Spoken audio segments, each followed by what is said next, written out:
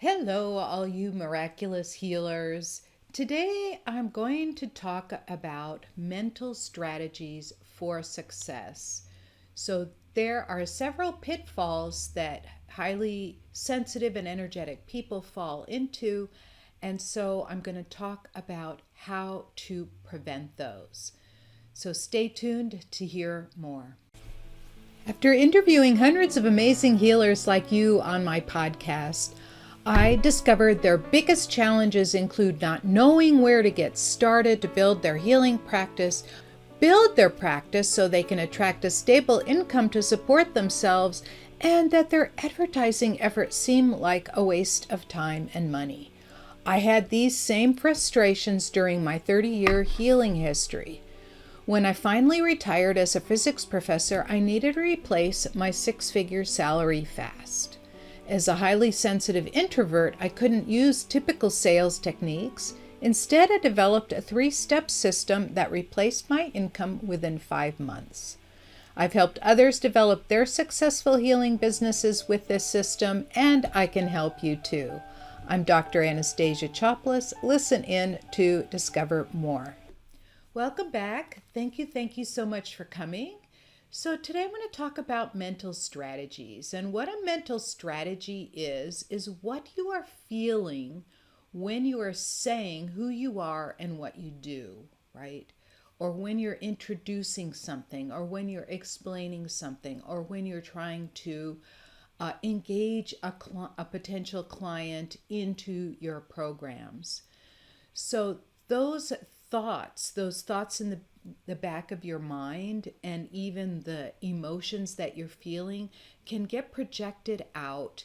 And so I'm just going to go through a couple of things that I have observed with other people who are trying to enroll people in a program and what happens.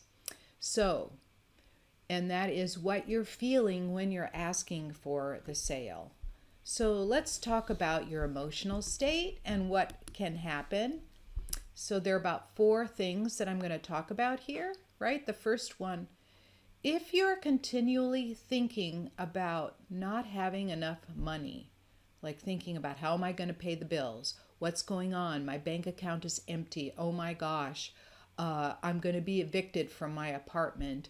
I can't pay my mortgage. I won't have anything to eat this week. If you're always in that state and you are in the process of enrolling new clients, right, you are going to get clients that are thinking the same way because you are sending out that resonance, and they will resonate with you at the same time and be immediately attracted to you, right? And so you'll attract people that either don't want to pay you money or don't have the ability to pay you anything, right? And you don't have to be like the Tiffany or whatever of healers, the most expensive person.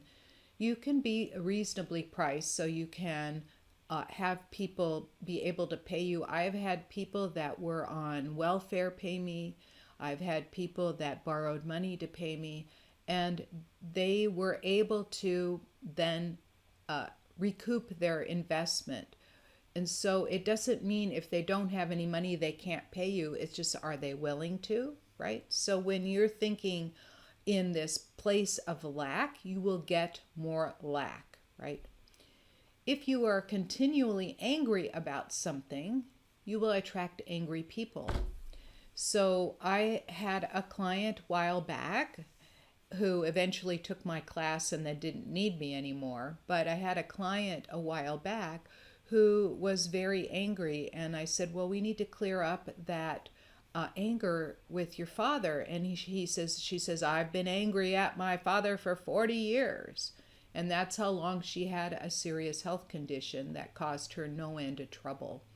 So we cleared that anger up, and all of a sudden her business started to blossom. In the first month, she had 30% greater income, right? And she didn't do anything different. She went to the same networking meetings, did the same advertising, all of that. That didn't matter, right?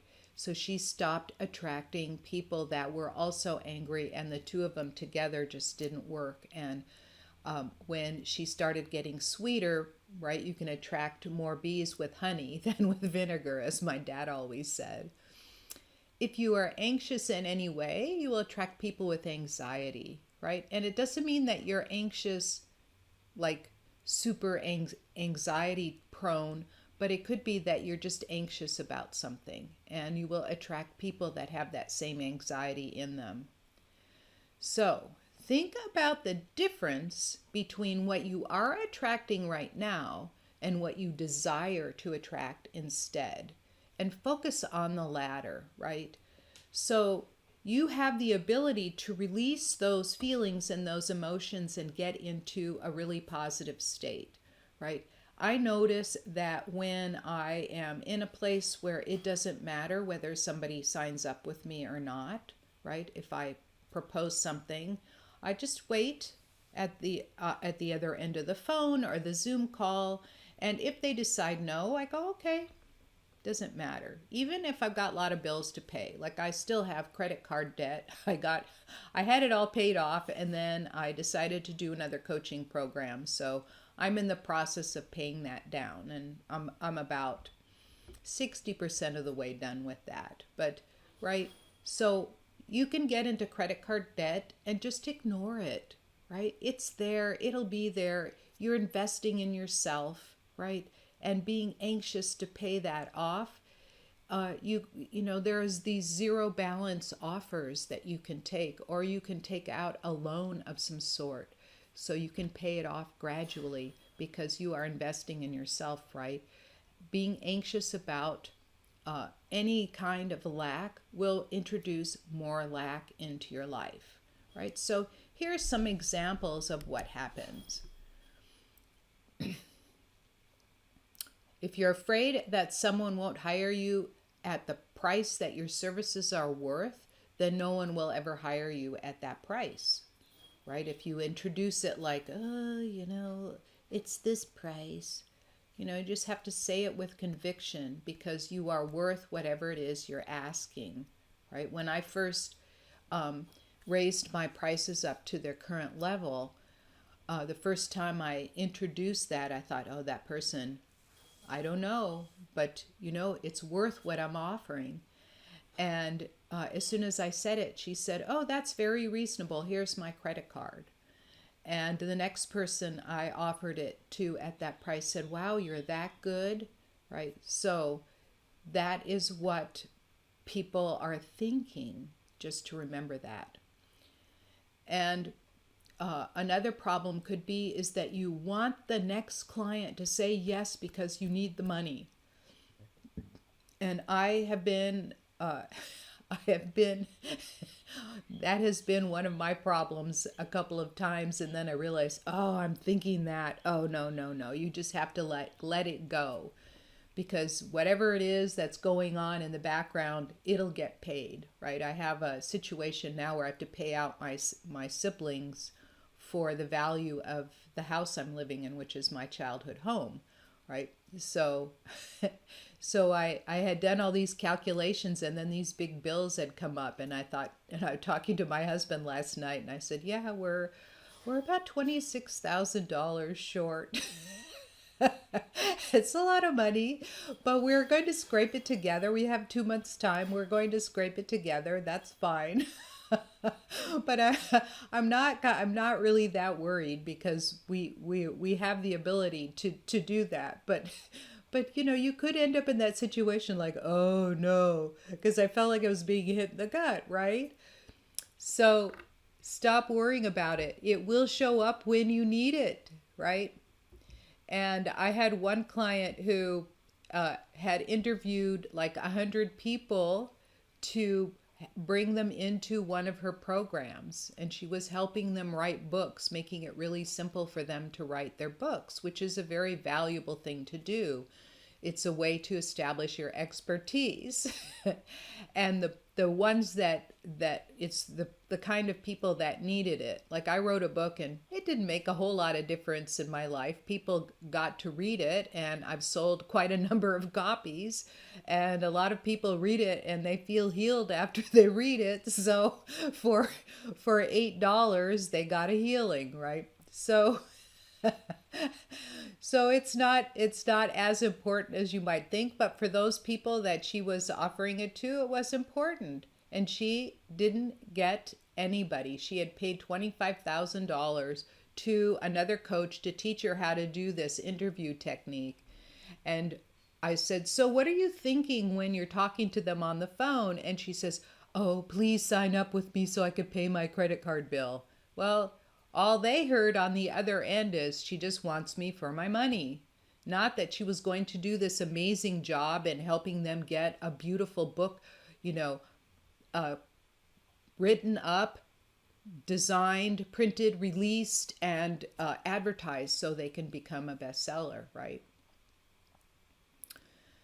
Don't be that needy that you will take on anyone as a client, because that one client can pull your energy down so dramatically that you will not be able to keep up, right? And don't take something you don't want in trade, right? A lot of people, when you meet with other entrepreneurs, they'll go, "Oh, let's do a trade." And it's something you really don't want, right? Maybe it's a website redesign, maybe it's a like some copywriting, something like that. I did one to get my book published, and I did a lot of healing sessions in response, and I never did publish the book. So I gave away $6,000 of my time to do nothing, right? So don't take something you don't want in trade. And then the last one is imposter syndrome, afraid that it's not going to work. That's the thinking, right? That's the faulty thinking that people will have when they're working with others. And so all these thoughts is afraid someone won't hire you, want the next client to say yes, you're in this position of lack. You're so needy that you'll take on any client for any amount of money. You'll give it away for free because people are telling you, "Oh, you shouldn't charge for that. That's a gift." Well, anything is a gift. Beauty is a gift, right? But still that model will go up and have her pictures taken and be paid a lot of money for it. But beauty is a gift, right? Intelligence is a gift. So, certain level of intelligence is a gift, and then you take that empty brain and go get it educated, and you can be able to do amazing things.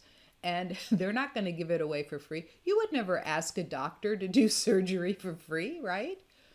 Right? So don't give it away for free, because I'll be explaining this in the next video, why giving it away for free is a really bad idea. And don't take something in trade you really don't want. It's just a waste. It's like, giving pearls to swine, right? And then last is energy healing always works. It always, always, always works. If you're afraid it isn't going to work, you're going to pull your energy back and it will not happen. So that's that imposter syndrome thinking. When I would get into a place where I would get really afraid, I just connect to spirit and just let spirit take over for me and ask them, all of your healing angels and guides and whatever you think about. Basically, it's everyone over there in the quantum field helping you, right? They are there to help us and they're helping you. So trust them. And trust yourself that you are the conduit. You are the instrument that they're using to help other people, right?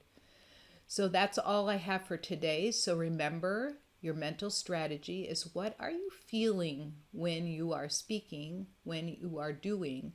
Whatever it is you're feeling, that's the kind of energy that you're giving it to it. So that high frequency energy, the joy, the love, the enthusiasm, the gratitude, all of that as you speak, right? All of that gets projected, and that's what's the most attractive to the most people. You do not want to attract angry people, right?